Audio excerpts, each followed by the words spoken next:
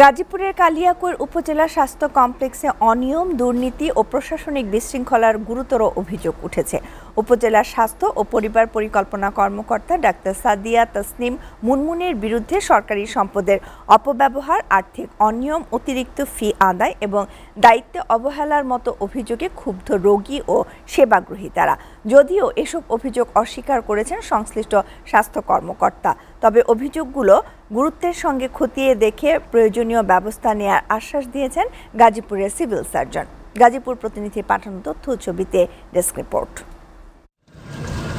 সরকারি সম্পদের অপব্যবহার, আর্থিক অনিয়ম, অফিসে হাজিরা দিয়ে বাসায় চলে যাওয়া, স্টাফদের সঙ্গে অসৌজন্যমূলক আচরণ সহ বিভিন্ন কারণে হাসপাতালের স্বাভাবিক কার্যক্রম ব্যাহত হচ্ছে। ফার্মাসিস্ট দিয়ে ইমার্জেন্সি চালানোয় ভোগান্তির শিকার হচ্ছে সাধারণ রোগী ও সেবা প্রার্থীরা। অভিযোগ, হাসপাতালের বহির্বিভাগে সরকার নির্ধারিত টাকার টিকিট কিনতে কয়েক গুণ বেশি টাকা নেওয়ার নির্দেশ দিয়েছে উপজেলা স্বাস্থ্য ও পরিবার পরিকল্পনা কর্মকর্তা। 3 টাকা করে প্রথম শুনতেছে আপনাদের মুখেই, কিন্তু এর আগে 5 টাকা করে দিছি 2 বার। সরকারি ওষুধ যে ভিটামিন আমরা পাওয়ার কথা, আমরা ভুক্তভোগী, আমরা কিন্তু সেটা পাই না। অনেক পরীক্ষা যেগুলো এখানে হয় না, আমাদের প্রাইভেট থেকে করতে হয়। হয়তো 5 টাকা দিছে, অনেক সময় অনেকে আবার 3 টাকাও দেয়।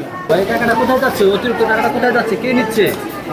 নেই না ভাই, নেই না তো, নিতেছে সঠিকই নিতেছে।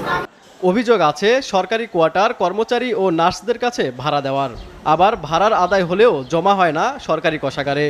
আপনি ম্যাডামের সাথে কথা বলেন, যান। আমি তো চাকরি করি, বুঝেন নাই? ম্যাডামের সারা আমি কিছু বলতে পারি না। আমি ম্যাটারনিটির উপরে থেকে আইসা মানিকদা নামে একজন আছে, মানে 3য় শ্রেণী, যিনি ওনার নামে এটা আসছি। আমি যে রোলের নামা নিছি, বরাদ্দ নিছি, হ্যাঁ, টাকাটা ওনাকে দিয়ে দিই প্রতি মাসে মাসে। বরাদ্দ একটি হলেও উপজেলা স্বাস্থ্য কর্মকর্তা দখলে রেখেছেন 2টি কোয়ার্টার। রোগীদের খাবার এবং ধোপার টেন্ডার দিলেও স্টেশনারি ক্রয়ের টেন্ডার না দিয়ে সম্পূর্ণ নিয়ম বহির্ভূতভাবে নিজেই ক্রয় করেন। এইসব অভিযোগ অস্বীকার করেন তিনি।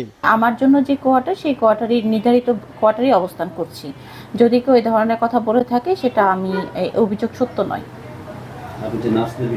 নার্সদের বিষয়ে যার যার যেখানে যার যার বরাদ্দ থাকার কথা সেভাবে বরাদ্দ দেওয়া আছে। কিছু কোয়ার্টার একেবারে না, এভাবে কোনো টাকা তোলা হয় না। অভিযোগগুলো খতিয়ে দেখে সত্যতা পাওয়া গেলে প্রয়োজনীয় ব্যবস্থা নেওয়ার কথা জানান সিভিল সার্জন। যে অভিযোগগুলোর কথা বললেন, এই অভিযোগগুলোর প্রেক্ষিতে আমরা এখান থেকে সিভিল সার্জন অফিস থেকে একটা তদন্ত কমিটি করে জিনিসগুলো খতিয়ে দেখব এবং সত্যিকার অর্থেই যদি অভিযোগগুলোর সত্যতা থাকে, তাহলে আমরা তার জন্য ব্যবস্থা নিব। স্বাস্থ্যসেবার মতো গুরুত্বপূর্ণ খাতে এ ধরনের অনিয়ম ও দুর্নীতি চলতে থাকলে সবচেয়ে বেশি ক্ষতিগ্রস্ত হয় সাধারণ মানুষ। তাই দ্রুত তদন্ত করে দায়ীদের বিরুদ্ধে ব্যবস্থা নেওয়ার দাবি সংশ্লিষ্টদের। SA TV news desk.